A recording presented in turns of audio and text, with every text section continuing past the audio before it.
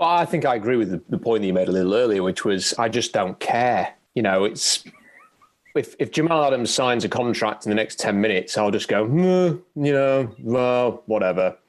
You know, I don't care. And, you know, to be perfectly frank, I completely didn't know that the Seahawks are playing this weekend. I saw a tweet earlier and they were like, it's the first preseason game. I was like, oh, right, who are they playing? I don't know.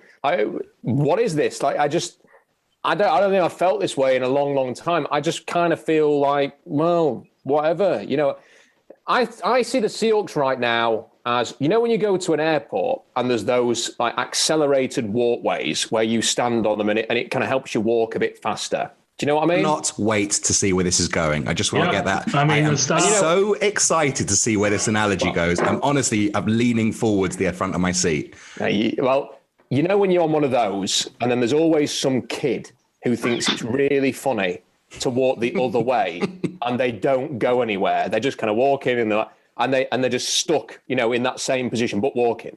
That's the Seahawks. They're on one of those travelator things in the airport, going the opposite way to it's going, and they're kind of just stuck where they are. That's it. And really, whatever happens to Jamal Adams' contract, I mean, like, he's going to sign a contract. I mean, he's going to get a deal done in the next, probably in the next week, I'd say. Mm-hmm. Certainly before week 1, it's going to get done and, you know, be sorted. I'm not excited. I'm not excited about the team this year. I'm not. I've not felt that way in a long, long time. I just think that a massive change is something that needs to shake everything up. It needs a big change, this franchise, in order to, because I want to see them go further than they have done. I want to go into a season thinking, yes, you know, there is a real chance of contending at the very end of the season. And I think this team is stuck in the good, not great category, and I think it needs a shake-up. I think we're better than the Mike McCarthy Packers situation, because the Packers were kind of like, you know, Rodgers would miss a few games and they'd be like 8-8 or 8-7-1 or something like that, or 7-8-1 and whatever. And the Seahawks have avoided all of that, largely because Russell Wilson has played every game in his career. But yeah, I kind of feel somewhat like I'm ready for Matt LaFleur. You know, I'm kind of ready for that.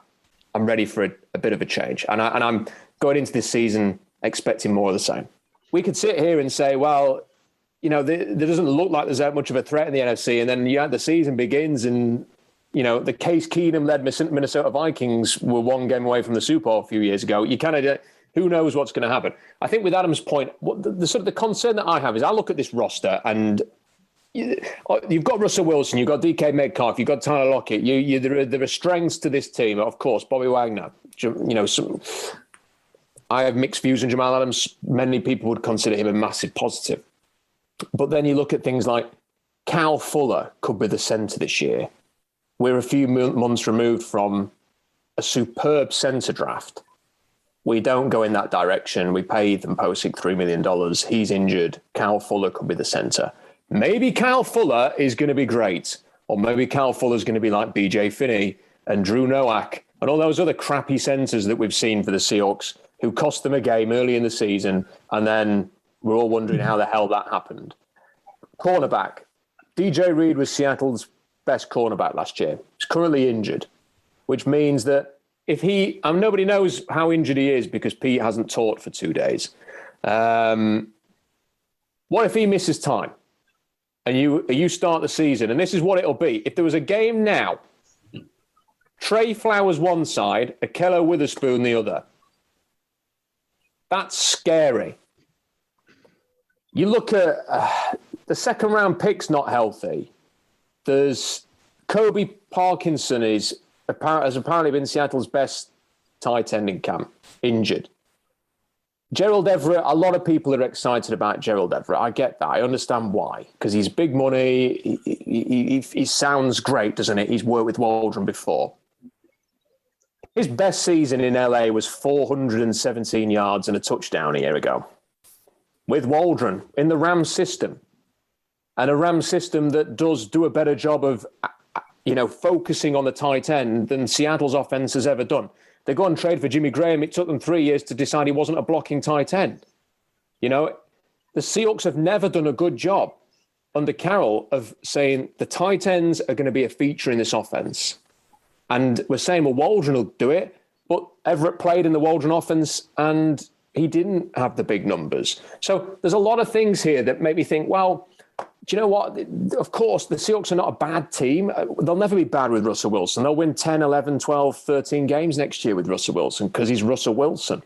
And they have DK Metcalf, who is obviously on the brink of probably becoming the best paid receiver in the league. The only way he won't be in a year's time, probably, is because DeAndre Hopkins' contract is so unique that they may not even manage to get above that just because it was so eye-catching.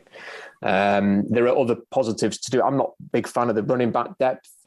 And I think we've seen that, despite all the talk of running games, a Travis Homer or a DJ Dallas-led running attack is awful. You know, that last year they had to go and get Bo Scarborough off his couch.